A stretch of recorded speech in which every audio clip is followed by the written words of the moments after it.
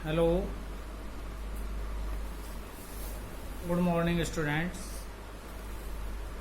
आज हम आपको 11th क्लास का बिजनेस का लेसन नंबर 9 व्यावसायिक संगठनों के प्रारूप का चयन। प्रारूप मीन्स प्रकार, कौन सा व्यवसाय हमने चुनना चाहिए या किसका सिलेक्शन करना चाहिए, ये पढ़ेंगे। साथ में ये पढ़ेंगे कि एक व्यवसाय का चुनाव करते समय किन किन बातों का हमने ध्यान रखना चाहिए। तो आप देख रहे हैं, छोटे पैमाने का मतलब छोटे स्केल के व्यवसाय के लिए एकाकी व्यापार, जो आपने पीछे पढ़ा है, जिसमें केवल एक व्यापारी होता है, प्रबंध और संचालन संबंधी वही व्यक्ति करता है। मध्य स्तर के व्यवसाय के लिए साझेदारी, एकल व्यापार से थोड़ा बड़ा मीडियम साइज का अगर बिजनेस करना तो पार्टनरशिप आप कर सकते हैं, और बड़े स्तर के व्यवसाय के लिए और भी बड़ा अगर व्यवसाय आपने करना है तो कंपनी संगठन यानी कंपनी व्यवसाय को अधिक उपयोगी माना गया है। यानी ये 3 प्रकार के आपको व्यवसाय बताए हैं। अब बात करते हैं व्यावसायिक संगठन के स्वरूप का चयन। पिछले अध्यायों से स्पष्ट हो गया कि व्यावसायिक संगठन के विभिन्न स्वरूप हो सकते हैं। यानी पीछे हमने पढ़े 4 चैप्टर हमने पढ़ा एकाकी व्यवसाय, सोल प्रोप्राइटरशिप। 5th हमने पढ़ा संयुक्त हिंदू परिवार व्यवसाय। 6th चैप्टर हमने पढ़ा साझेदारी यानी पार्टनरशिप व्यवसाय, और उसके बाद हमने पढ़ा सहकारी समिति। और 8th चैप्टर जो इससे लास्ट चैप्टर था वो हमने पढ़ा कंपनी व्यवसाय। तो विभिन्न प्रकार के व्यवसाय हम पढ़ चुके हैं, एकाकी व्यवसाय, संयुक्त हिंदू परिवार व्यवसाय, साझेदारी, सहकारी संगठन और कंपनी आदि। अब प्रश्न यह उठता है कि इनमें से सबसे अच्छा प्रकार कौन सा है, क्योंकि प्रत्येक व्यावसायिक संगठन के प्रारूप की अपनी अपनी विशेषताएं हैं। आप जानते हैं कि हर व्यवसाय के अपनी अपनी विशेषताएं हैं, और इसलिए इसका उत्तर स्पष्ट नहीं दिया जा सकता। तो फिर अपने अपने उनके लाभ हैं, अपने अपने दोष हैं। कोई एक प्रारूप किन्हीं विशेष परिस्थितियों में उपयुक्त है। मान लीजिए कुछ बातें ऐसी हैं जो एकल व्यवसाय में अच्छी हैं, लेकिन साझेदारी में वो अच्छी नहीं है। कुछ एकल व्यवसाय में अच्छी नहीं है, साझेदारी में अच्छी हैं। तो हर एक का अध्ययन करने के बाद उसकी आपने लाभ और हानियों के बारे में जाना। तो दूसरा, किसी अन्य परिस्थिति में। अतः व्यावसायिक संगठन का चयन करते समय कुछ घटकों अर्थात बातों को ध्यान में रखना चाहिए। इस संबंध में प्रोफेसर LH हैनी ने निम्न बातों को ध्यान रखने का सुझाव दिया। तो हम पढ़ रहे हैं, देखिए। तो एक व्यवसाय का चुनाव करते समय कौन कौन सी बातें ध्यान रखेंगे। सबसे पहले पूंजी की आवश्यकता। जब भी आप एक व्यवसाय का चुनाव करें, मान लीजिए एक व्यवसाय आप प्रारंभ करने जा रहे हैं, और जब भी आप प्रारंभ करने का विचार आपके मन में आए तो आप ये देखें कि उसमें कितनी पूंजी की आवश्यकता है। व्यवसाय में पूंजी लगाने का काम सबसे अधिक महत्वपूर्ण है। पूंजी की आवश्यकता व्यवसाय के पैमाने और उसकी प्रकृति पर निर्भर करती है। यानी व्यवसाय कितना बड़ा करना है आपने और किस प्रकार का है। मान लीजिए कि आप गोल्ड का काम करना चाहते हैं तो व्यवसाय बेशक छोटा है, लेकिन गोल्ड का है इसलिए कॉस्टली है। एक निर्माणी संस्था को परचून की दुकान से अधिक पूंजी की आवश्यकता होती है। यानी अगर कोई मैन्युफैक्चरिंग संस्था है जो मैन्युफैक्चर का काम करती है, तो परचून की दुकान की अपेक्षा उसको ज़्यादा पूंजी चाहिए। पूंजी की आवश्यकता का अनुमान लगाने के बाद व्यावसायिक संगठन के प्रारूप का चयन करना चाहिए। अर्थात पहले आपने ये ध्यान रख लेना चाहिए कि कितनी पूंजी चाहिए, उसके बाद ही आपने चुनाव करना चाहिए। यदि अधिक पूंजी की आवश्यकता नहीं है तो एकल व्यवसाय का चुनाव उपयुक्त होगा। अधिक पूंजी की आवश्यकता होने पर साझेदारी संगठन या कंपनी संगठन, जिनमें अधिक लोगों की सहायता से पूंजी लगाई जाती है, अधिक उपयुक्त होगा। तो पूंजी की आवश्यकता का मतलब है, यदि व्यवसायी को अधिक पूंजी की आवश्यकता है तो साझेदारी और कंपनी संगठन का चुनाव करना चाहिए, और अगर कम पूंजी की आवश्यकता है तो एकल स्वामित्व या एकल व्यवसाय की स्थापना करनी चाहिए। स्वामियों का दायित्व का मतलब है जैसे एकल व्यवसाय में आपने पढ़ा कि अगर किसी कारण से व्यवसाय को लॉस हो जाए तो उसकी व्यावसायिक संपत्ति के साथ साथ जो निजी संपत्ति यानी घरेलू प्रॉपर्टी है वो भी बेचनी पड़ सकती है। सामान्यतः व्यवसाय के प्रारूप जिनमें जोखिम न्यूनतम हो यानी कम से कम हो व्यवसाय के स्वामियों को अधिक अच्छे लगते हैं। एकाकी व्यापार और साझेदारी में स्वामियों का दायित्व असीमित होता है। असीमित दायित्व की स्थिति में व्यवसाय के स्वामियों को की निजी संपत्ति जो है व्यवसाय की संपत्ति से सदा जुड़ी होती है, अर्थात उनका घर और उनकी दुकान अर्थात उनका व्यवसाय दोनों एक ही होता है। अर्थात व्यवसाय में हानि होने पर व्यक्तिगत संपत्ति का प्रयोग व्यवसाय के दायित्वों का भुगतान करने के लिए किया जा सकता है। दूसरी ओर कंपनियों में साझेदार अंशधारियों का दायित्व सीमित होता है। अंशधारी केवल प्रति अंश न मांगी गई पूंजी का भुगतान करने के लिए उत्तरदायी होता है। कंपनी में क्या होता है कि मान लीजिए आपने 1000 के शेयर खरीद रखे हैं, आप उसमें से 600 रुपये दे चुके हैं, तो अब ज़्यादा से ज़्यादा आपको 400 रुपये ही देने पड़ेंगे। लेकिन जो है अर्थात सारी हानि एक व्यक्ति को नहीं उठानी पड़ती बल्कि वो बढ़ जाती है। अर्थात व्यवसाय में हानि होने पर अंशधारियों को व्यक्तिगत संपत्ति को व्यवसाय के प्रयोग में नहीं लाया जा सकता। इस प्रकार कहा जा सकता है कि जिन व्यवसायों में अधिक पूंजी अधिक जोखिम है वहाँ कंपनी संगठन का चुनाव करना चाहिए और जिन व्यवसायों में जोखिम कम है उनके लिए एकाकी व्यापार और साझेदारी व्यवसाय का चुनाव करना उचित होगा। स्थापना की सुविधा।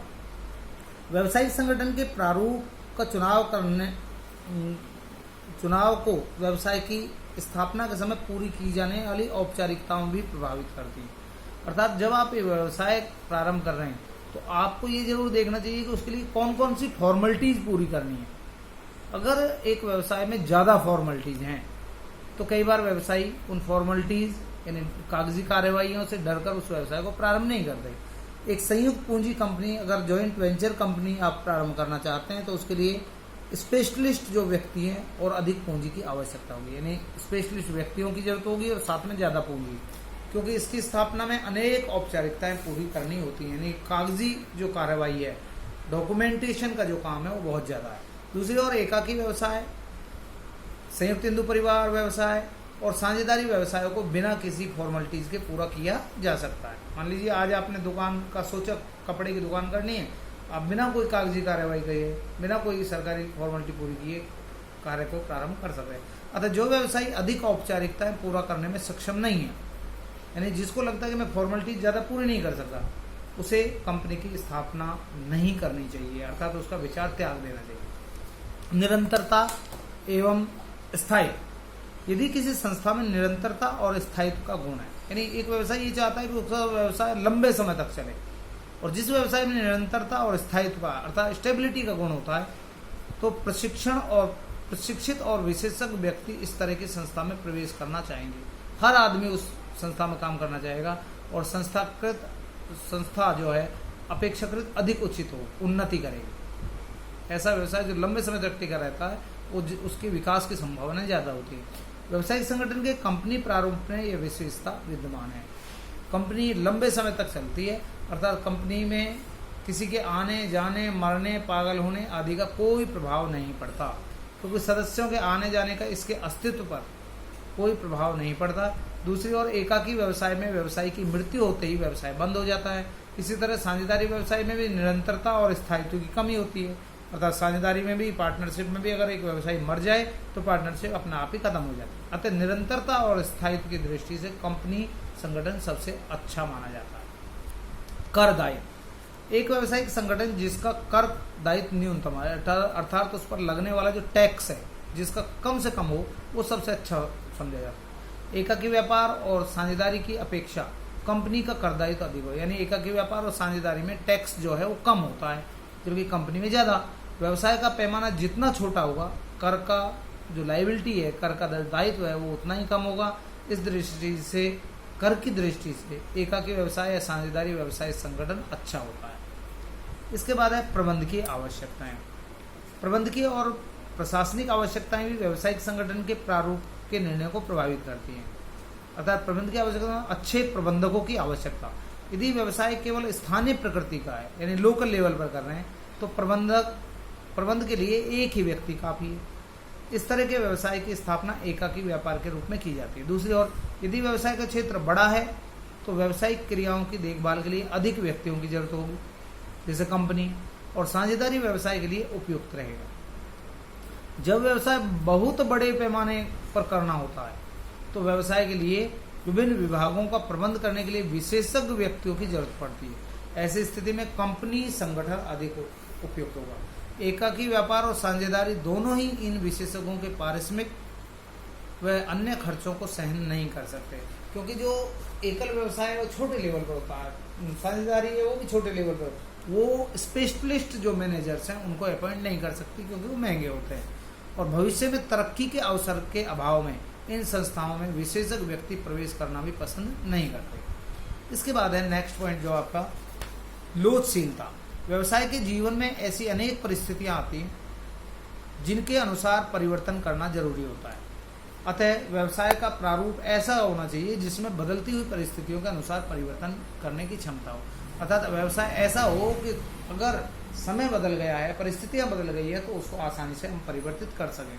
इस दृष्टि से साझेदारी और कंपनी संगठन की अपेक्षा एकाकी व्यवसायी व्यापार अधिक उपयोगी होगा। यानी एकल व्यापार, मान लीजिए एक व्यवसायी ने कपड़े का व्यवसाय किया और कपड़े का अगर उसका व्यवसाय नहीं चलता है तो वो बिना किसी डिस्टरबेंस के, बिना किसी औपचारिकताओं के दूसरा व्यवसाय चेंज कर सकता है। जबकि कंपनी में साझेदारी में थोड़ा साझेदारी में कम जो है कठिन होता है, और कंपनी में बहुत ज़्यादा असंभव सी बात, क्योंकि एकाकी व्यापारी का अपने व्यवसाय की सभी क्रियाओं पर पूर्ण नियंत्रण होता है और वो समय परिस्थिति के अनुरूप बिना अधिक खर्च किए शीघ्रता से व्यवसाय के स्वरूप में परिवर्तन कर सकता है। उत्पादन का पैमाना। उत्पादन का पैमाने का मतलब है व्यवसायिक संगठन का प्रारूप यानी प्रकार निर्धारित करने से पहले उत्पादन के पैमाने की विशेष भूमिका रहती है। यदि उत्पादन का पैमाना बड़ा है, अर्थात बड़े लेवल पर आप व्यवसाय कर रहे हैं और आधुनिक तकनीक के उपयोग द्वारा लाभ प्राप्त करने हैं, तो कंपनी संगठन अधिक उपयुक्त रहेगा। जबकि छोटे पैमाने के व्यवसाय के लिए आवश्यकता अनुसार साझेदारी और एकाकी व्यापार में किसी का भी चुनाव किया जा सकता है। इसके बाद है आपका नेक्स्ट वैधानिकता। वैधानिकता का मतलब है कि व्यवसाय आर्थिक दृष्टि से उपयोगी होने के साथ साथ वैधानिक दृष्टि से भी उचित होना चाहिए। अर्थात इस प्रकार का होना चाहिए कि कोई भी अड़चन जो है, कानूनी जो अड़चन है, उसमें किसी प्रकार की ना आए। एक व्यवसाय सुचारू रूप से तभी चलता है जब उससे संबंधित विधान और नियम बने हों, अर्थात उसके लिए नियम बनाए गए हों और वो नियमों के अनुसार चले। उदाहरण के लिए भारतवर्ष में साझेदारी के लिए साझेदारी अधिनियम, कंपनी के लिए कंपनी अधिनियम, सहकारी समिति आदि के संबंध में कानून बने हुए हैं। विधानहीन अर्थात बिना नियम के, बिना विधान कानून के और नियमहीन व्यवसाय का जीवन अनिश्चित और विवादपूर्ण होता है। अतः जिस व्यवसायिक संगठन का प्रारूप चुना जाए वह वैधानिक दृष्टि से उपयुक्त होना चाहिए। इसके बाद है गोपनीयता की आवश्यकता। आप जानते हैं कि किसी भी व्यवसाय में कुछ बातों को सीक्रेट रहना बड़ा जरूरी है, अर्थात उनको गुप्त रखना जरूरी होता है। यदि किसी व्यवसाय में व्यावसायिक रहस्यों की गोपनीयता जरूरी हो तो उसमें उस संबंध में एकाकी व्यवसाय अच्छा रहता है, क्योंकि आप पढ़ चुके हैं कि एकाकी व्यवसाय में ये जो व्यवसाय संबंधित बातें केवल और केवल व्यवसायी को पता होती है, वो किसी को बताए ऐसा कोई बाउंडेशन नहीं होती। जबकि साझेदारी व्यवसाय और कंपनी व्यवसाय में व्यवसाय के रहस्यों को गोपनीय नहीं रखा जा सकता। सरकारी नियंत्रण। सरकारी नियंत्रण से मुक्ति चाहने वाले, यानी जो लोग सरकारी नियंत्रण को नहीं चाहते हैं, व्यवसाय के रूप में एकाकी स्वामित्व वाला व्यवसाय ही उत्तम रहता है, यानी सरकार की उसमें डिस्टर्बेंस ना के बराबर होती है। साझेदारी में भी बहुत कम सरकारी हस्तक्षेप होता है, लेकिन कुछ होता है, जबकि कंपनी संगठन में कड़े सरकारी हस्तक्षेप का सामना करना पड़ता है। कंपनी के लिए विभिन्न प्रकार की बाउंडेशंस होती है सरकार की। अतः व्यावसायिक संगठन का प्रारूप ऐसा होना चाहिए जिसमें सरकारी नियमों का पालन भी सरलता से हो जाए और व्यवसाय में बाधा भी ना पड़े। इस आधार पर साझेदारी व्यवसाय अधिक उपयुक्त सिद्ध होगा। इसके बाद है नेक्स्ट टॉपिक है इसका, व्यवसाय प्रारंभ करते समय आपने चुनाव तो कर लिया, जो भी आपने उनमें से चुना, अब आप उस व्यवसाय को शुरू करने जा रहे हैं, तो व्यवसाय प्रारंभ करते समय ध्यान रखने योग्य मुख्य बातें कौन कौन सी? तो ध्यान रखेंगे, व्यवसाय का चुनाव। जब भी एक व्यवसायी व्यवसाय को प्रारंभ करता है तो कुछ बातों को ध्यान में रखना है। सबसे पहले व्यवसाय का चुनाव। परिवर्तन की कार्यप्रणाली में, परिवर्तन का मतलब होता है प्रमोशन, अर्थात प्रवर्तक वो व्यक्ति होते हैं, परिवर्तन से निकला प्रवर्तक। प्रवर्तक वो व्यक्ति होते हैं जो किसी भी संगठन को स्थापित करने का विचार अपने मन में लाते हैं, और उसको स्थापित करना परिवर्तन कहलाता है। परिवर्तन की कार्यप्रणाली में सबसे पहले लिया जाने वाला निर्णय व्यवसाय का चुनाव है। व्यवसाय का चुनाव बहुत ही सोच समझ कर करने की जरूरत होती है। एक बार व्यवसाय शुरू करने के बाद उसे बंद करना और उसे बदलना बहुत कठिन होता है और हानिकारक भी। व्यवसाय के चुनाव से पहले व्यवसाय का किस प्रकार का है इसका निर्णय लिया जाता है। व्यवसाय 3 प्रकार के हो सकते हैं, ट्रेडिंग, निर्माणी और सेवा। ठीक है, ट्रेडिंग में आप सेल परचेज करते हैं, निर्माणी आप बनाते हैं और सेवा सर्विस प्रोवाइड कराते हैं। ट्रेडिंग में तैयार माल का क्रय विक्रय किया जाता है, निर्माणी में कच्चे माल को तैयार माल में परिवर्तित किया जाता है और सेवा में ट्रांसपोर्ट आदि की सेवाएं दी जाती हैं। इसके बाद ये निर्णय लिया जाता है कि किन वस्तुओं और सेवाओं का व्यवसाय किया जाए, और ये देखा जाता है कि उसके लिए कच्चा माल, मशीन, श्रमिक आदि कहाँ से उपलब्ध होंगे। बाजार सर्वेक्षण के आधार पर यह अनुमान लगाया जाता है कि कितने क्षेत्र में किस तरह के उपभोक्ताओं को और कितनी मात्रा में माल भेजा जाता है। उपभोक्ताओं की आवश्यकता को ध्यान में रखते हुए वस्तुओं की किस्म, मूल्य, पैकिंग आदि को निश्चित किया जाता है। वस्तुओं की लागत और संभावित विक्रय मूल्य के आधार पर व्यवसाय की लाभदायकता का अनुमान लगाया जाता है। तो मेनली आप ये ध्यान रखेंगे, व्यवसाय का चुनाव करते समय एक उद्यमी को मुख्य 3 बातों पर ध्यान रखना चाहिए। जोखिम की मात्रा कितनी है, और व्यवसाय में जोखिम इतना होना चाहिए कि व्यवसाय सहन कर सके। लाभ की दर, व्यवसाय में विनियोजित पूंजी पर पर्याप्त लाभ प्राप्त होना चाहिए। और पहुंच के अंदर, व्यवसाय यानी व्यवसाय की पहुंच के अंदर होना चाहिए, अर्थात वह जो है व्यवसाय की पूंजी, कच्चे माल, तकनीक आदि की आवश्यकताएं जो है पूरी करने की स्थिति में होना चाहिए। इसके बाद है व्यवसाय का पैमाना। व्यवसाय के चयन के बाद उसके आकार का निर्णय लिया जाता है, अर्थात ये निर्णय लिया जाता है कि व्यवसाय जो है कितने बड़े आकार पर किया जाए, और व्यवसाय का आकार ऐसा होना चाहिए ताकि प्रति इकाई औसत लागत है जो वो कम से कम आए। इसका मतलब है कि उद्यमी को एक अनुकूलतम यानी ऐसी इकाई का, ऐसे व्यवसाय का को स्थापित करना चाहिए जो कम से कम लागत में स्थापित किया जाता है। जैसा कि व्यवसाय के पैमाने को निर्धारित करने में हमें जोखिम का महत्वपूर्ण स्थान होता है। यदि किसी व्यवसाय में जोखिम अधिक है या कोई व्यवसाय स्वयं में बिल्कुल नया है तो प्रारंभ में व्यवसाय का पैमाना छोटा रखना सही होगा, और जब एक बार व्यवसाय ठीक से चल पड़े उसके बाद धीरे धीरे व्यवसाय का विस्तार करना चाहिए। अतः व्यवसाय का पैमाना निर्धारित करते समय उत्पादन के साधनों की उपलब्धता, प्रबंधन की क्षमता, निहित जोखिम आदि तत्वों का विश्लेषण करना चाहिए। व्यवसाय का स्थान, व्यवसाय प्रारंभ का चयन करते समय ये जरूर देखना चाहिए कि व्यवसाय किस स्थान पर जो है स्थापित करना उचित रहेगा। जैसे एक फुटकर व्यापार, आपने परचून की दुकान खोलनी है तो उसे भीड़ भाड़ वाले इलाके में ही खोलना चाहिए, और निर्माण का काम करना है मान लीजिए जहाँ, तो वहाँ करना चाहिए जहाँ उसे कच्चा माल आसानी से मिल जाए, वातावरण अनुकूल हो, सस्ते श्रमिक मिल जाएं, यातायात व्यय न्यूनतम हो सके और बाजार की निकटता हो और बैंक की सुविधाएं भी उसे मिल सके। चौथा है व्यवसायिक संगठन का स्वरूप।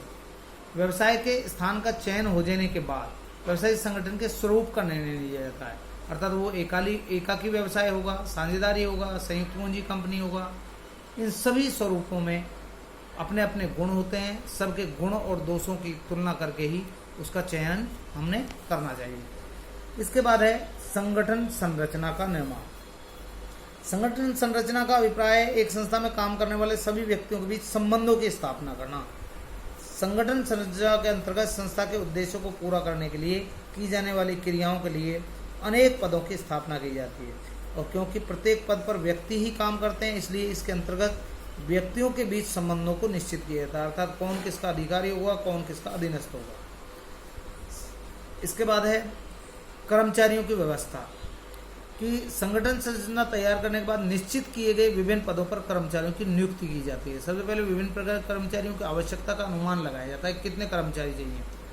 उसके बाद ये पता लगाया जाता है कि आवश्यक कर्मचारी कहाँ से मिलेंगे, रोजगार कार्यालय से मिलेंगे, शिक्षण संस्थाओं से या श्रम संघों से, इनकी सहायता है। रिक्त पदों पर विज्ञापन करके भी हम कर्मचारियों को प्राप्त कर सकते हैं। पहले इच्छुक व्यक्ति अपना आवेदन भेजते हैं, इसके बाद साक्षात्कार आदि के द्वारा उनका चुनाव कर लिया जाता है और उन्हें नियुक्त कर दिया जाता है। इसके बाद है वित्तीय नियोजन। पूंजी व्यवसाय का प्राण है और किसी भी व्यवसाय को संचालित करने से लेकर, प्रारंभ करने से लेकर और संचालित करने तक, ठीक है, और निर्माण इत्यादि के लिए भी धन की आवश्यकता होती है। और पूंजी की आवश्यकता जो है, चाहे वो स्थायी संपत्ति हो, चल संपत्ति, दैनिक खर्चों को पूरा करने के लिए भी जरूरत पड़ती है। कुल पूंजी कितनी चाहिए, उसमें लंबे समय के लिए पूंजी कितनी चाहिए, कम समय के लिए पूंजी कितनी चाहिए, ठीक है, और यह व्यवसाय के आकार और प्रकृति पर निर्भर करती है। जैसे निर्माणी संस्थाओं में लंबे समय यानी दीर्घ काल के लिए अधिक पूंजी चाहिए और अल्पकाल के लिए कम। इसके विपरीत व्यापारिक संस्थाओं में अल्पकालीन पूंजी की आवश्यकता कम और दीर्घकालीन की आवश्यकता अधिक होती है। इसके बाद है नेक्स्ट टॉपिक है जो आपका स्थायी संपत्तियों की व्यवस्था।